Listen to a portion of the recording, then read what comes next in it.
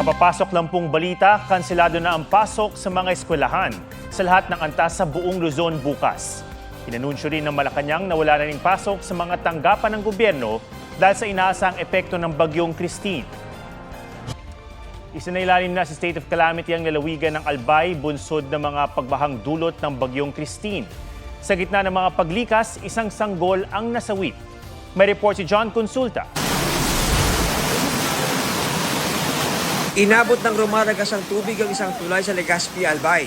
Marami sa mga residente, buwis buhay na tinulay ang madulas na railing. Tinangay naman ng rumaragas ang baha ang ilang bahay sa bayan ng Libon dahil sa kabi-kabilang pagbaha. Isinailalim sa state of calamity ang Albay. Nagbabala rin ang PHIVOLCS sa posibleng lahar mula sa Bulkang Mayon.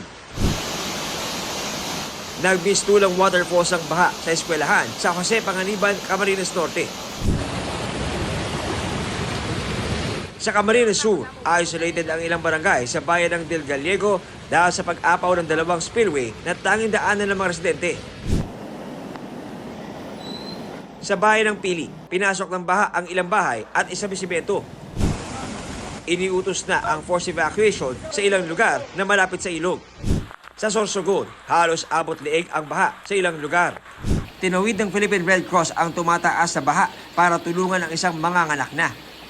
Sa Catanduanes, natrap sa gitna ng baha ang isang kalabaw. Sinubukan itong kunin na may-ari pero masyado na raw malalim ang tubig. Wala ring tigil ang ulan sa Catbalogan, Samar kaya nagmistulang sapa ang isang kalsada. Sa lakas ng hangin, natuklap ang bubong ng ilang establishmento at dumapa ang isang tent. Malawakang baha rin ang naranasan sa Cotabato. Sa Sultan Kudarat, Maguindanao del Norte, nasa 150 na pamilya ang lumikas dahil sa baha. Sa Zamboanga City, namatay ang 3 buwang sanggol na lalaki matapos mahulog habang inililikas sa gitna ng malalakas na alon. Natangay sa alon ang ilang bahay at nasira ang isang seawall. Kinansela ang biyahe ng ilang sasakyang pandagat dahil sa gale warning. Ayon sa Philippine Coast Guard, stranded ang halos 4,000 pasahero. John Consulta, nagbabalita para sa GMA Integrated News. Kung si Pangulong Bongbong Marcos napangiti lang nang hinga ng reaksyon sa mga banat ni Vice President Sara Duterte, ang kanyang anak na si Congressman Sandro Marcos tinawag itong temper tantrum. Umayag naman si VP Sara sa mungkahi ng ilang kongresista na magpa-psychiatric test siya, sabay hamon na magpa-drug test naman sila. May report si Marisol Abduraman.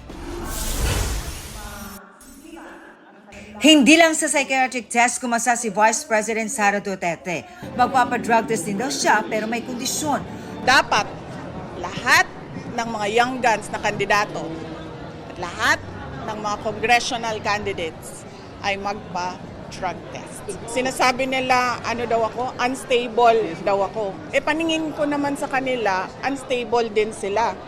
Tugon dyan ni House Assistant Majority Leader Representative Jay Kong Hoon, handa silang magpa-drug test pero dapat daw ay handang humarap ang bise sa pagdinig ng Kamara. Kahit ang mga tumatakbo bilang First District Representative ng Davao City, hinamon ni Duterte. Alala ko si Margarita Nograles and si Paulo Duterte. And as a voter, I demand na magpa-drug test sila. Mabilis na kumasa si Congresswoman Migs Nograles. Ang mungkahing magpa-psych test ang bise, nag-ugat sa kanya mga kontrobersyal na pahayag tulad ng pag-imagine sa pagpugot kay Pangulong Bongbong Marcos at pagpapahukay sa labi ni dating Pangulong Ferdinand Marcos at pagtapon nito sa West Philippine Sea.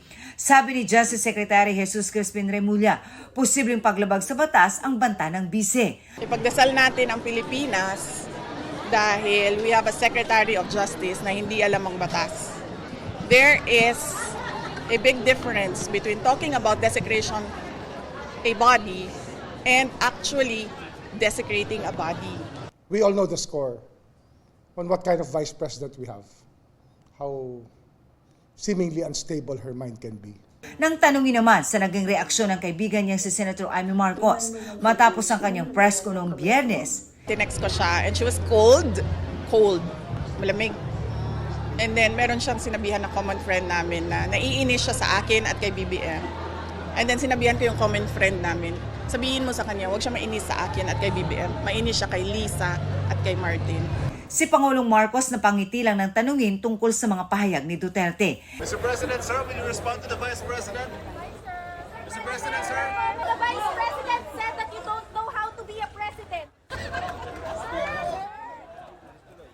Hindi rin nagsalita si First Lady Liza Araneta Marcos nang hinga namin ng komento. First Lady, any words for VP Sara, ma'am? Pero ang presidential son at senior majority leader Sandro Marcos sinagot ang bise. Ang anyit temper tantrum ng bise, insensitive daw sa namayapa na at karahasan sa nabubuhay pa. Ang pagiging balistik anya marahil ang ginagawang self-therapy ng bise at paalala raw ito na dapat alagaan ng bawat isa ang sariling mental health. I will not comment sa mga anak, no, because ang natural affinity ng mga anak is to defend parents. Marisol Abduraman, nagbabalita para sa GMA Integrated News. Ayon kay Congressman Paulo Duterte, handa naman siyang muling sumailalim sa hair follicle test. Bilang paghahanda sa Bagyong Christine, pinagbawalan ng pumalaot ang mga mangingisda sa Baler Aurora habang nagpakawala naman ng tubig ang Magat Dam. May report si Katrina Son. Malakas at mataas na ang alon sa Baler Aurora. Sinamantala ito ng ilang surfer. Nagsisurf po kami habang hindi pa sobrang nandito yung bagyo. Pero pag nagbaba na po yung ordinance yung mayor namin na titigil na po kami. Pero ang mga mangingisda, bawal nang pumalaot. Marami na sira dito. Yung ito nakaraang bagyo lang, yung malakas. Halos 3 bangka nawasak diyan. Iingat na talaga kasi mahirap din magpundar. Mahal din ang bangka kahit papaano, kahit kahoy lang. Naman po rin magtapang-tapangan sa laot. Kahit po ganito na matagalan lang, magsakripisyo na lang po muna. Kaysa naman buhay ang isakripisyo. Ang MDRRMO Baler maagang nagpulong para sa pre-disaster risk assessment. Inihanda na rin nila ang magsisilbing evacuation sites at rescue equipment. Naka-blue alert na kami ngayon. Sa 8 bayan, isa lang po ang walang coastline, yung Maria Aurora. Pero the rest po ay talagang napapaikutan po ng coastline.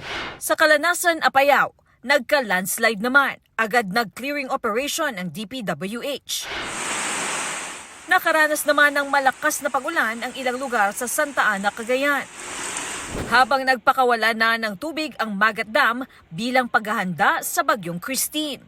Katrina Son, nagbabalita para sa GMA Integrated News. Nalunod sa timba ang isang sanggol sa Bacolod City.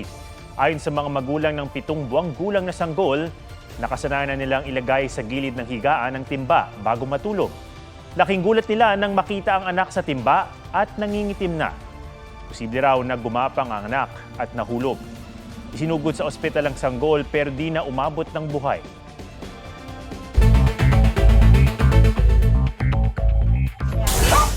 Inaano ko daw yung ano ko sa foreigner na hindi naman eh. Nanay na ibinibenta o mano ang masiselang video ng kanyang 6 na taong gulang na anak. Arestado. Hinuli rin ang live-in partner niyang kasabot umano niya. Ayon sa mga pulis, isa sa mga umano'y kliyente nila ang nahuli sa Australia noong nakarang buwan. Itinanggi ng sospek ang paratang pero nakitaan ang kanyang cellphone ng ebidensya. Nasa pangangalaga na ng social workers ang bata. Hiling ng Senado na paharapin sa pagdinig bukas si Pastor Apollo Kibuloy at 5 kapwa-akusado pinayagan ng korte sa Pasig. Para yan sa investigasyon ng Senado kaugnay ng kasong human trafficking at child and sexual abuse. June Veneracion nagbabalita para sa GMA Integrated News.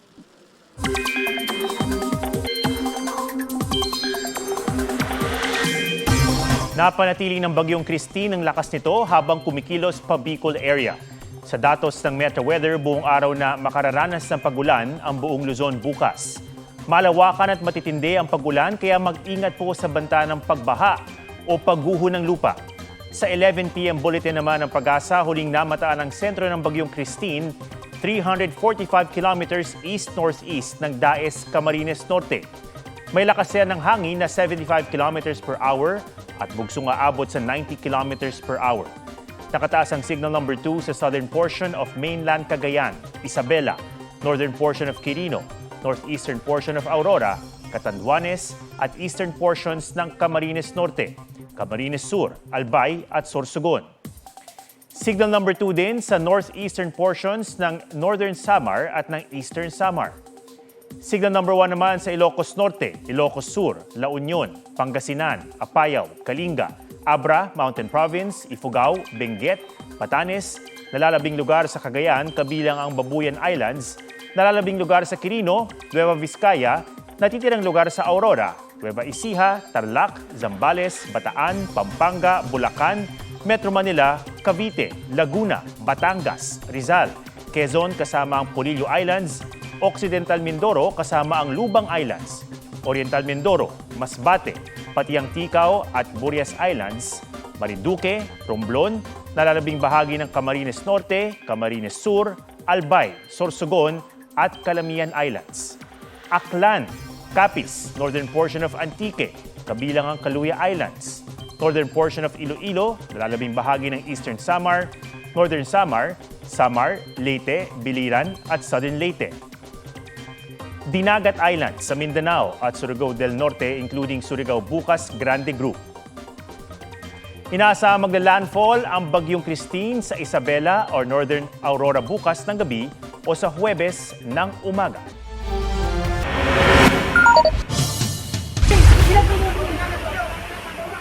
Tila rumaragas ang ilog ang baha na nararanasan sa sitio San Jose sa Naga City kaya sumakay sa bangka ang lalaking yan. Nangyari yan sa gitna ng malalakas na pagulang dala ng Bagyong Christine. Umapaw na rin ang Bicol River. Sa taas ng baha, halos bubong na lang ang kita sa ilang bahay.